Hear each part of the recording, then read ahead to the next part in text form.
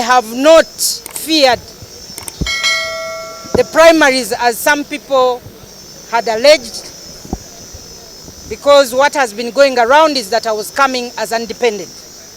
I am here, I have been nominated to continue serving the people of Uganda.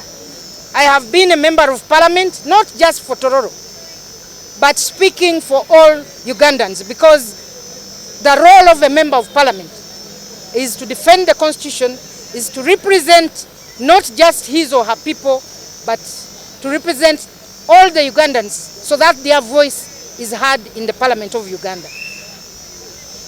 My appeal to the chairman of the National Resistance Movement is to ensure that he does as he did before. Send somebody or ensure that he appoints somebody to be in charge of Tororo. Because we have officials within the NRM Electoral Commission who have personal interest and personal vendetta against some candidates. So in order for us to have fairness in Tororo, we need somebody else to be in charge of matters of Tororo. I have since 2011 never been declared by the chairpersons of the National NRM Electoral Commission. Recall in 2021, I defeated my opponent with 13,000 votes. And the National Electoral Commission, headed by Dr. Tanga Odoi, had to sit to create new results, declaring my opponent as a winner. I want to thank the chairman of the party, who then put in place a different team to look at our issues, and I was finally declared.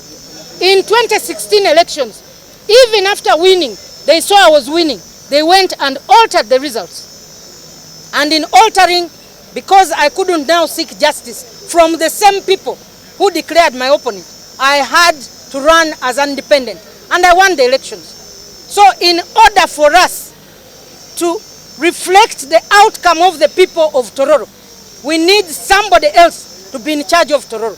Tororo has 2 NRM offices manned by different people. And in having 2 NRM offices, we need somebody impartial, independent, to actually deal with the results of the chairperson, LC5, but also of the woman MP. But even for constituencies and even sub-counties, I attended a burial where the chairman of the Electoral Commission was Dr. Tanga Odoi. And this was Kisoko sub-county, where he actually told the people that he had already appointed, elected, decided that the speaker was going to be the flag bearer of that sub-county. So if this can come from the chairman, who is supposed to be in charge of elections, how then can we trust him that he will be free and fair and ensure that the people's voice actually prevails? So we need somebody else, not Dr. Tanga Odoi, to be in charge of the elections. However, I want to continue serving my people. We still have a lot of issues that have yet to be resolved. Tororo is supposed to be an industrial town with so many minerals. We need to ensure that these industries are actually taken up by those in the private sector and our people get jobs. We still have issues as a border district. We need to ensure that that border benefits the people. Now that we are going to have the standard gauge function, we need a voice that will be able to rally the people to ensure that that standard gauge actually benefits the people of Tororo economically. We have about 4 MPs led by Opendi who did not think this commission can do a good job. So they will look for anything to let a Tanga Odoi. You are here about nomination, she's talking about Tororo. She ran mad in the S4 term, so leave her. She ran mad. But how come that when she contested as independent, she went through? Ladies and gentlemen, I have said, ignore Opendi. You have seen our process. We have no issue. We are not debating anything. We are picking nomination forms and returning them. So leave her alone. Usually in the month of July, some of them get married, and Sar is one of them. She gets mad around July, June. So ignore her. Thank you very much. But you have a conflict of interest because you went there for a burial, you declared somebody before nomination. Ladies and gentlemen, ignore Sarah Opendi. She's a bit mad. In July, she falls mad. We have 2 days to July.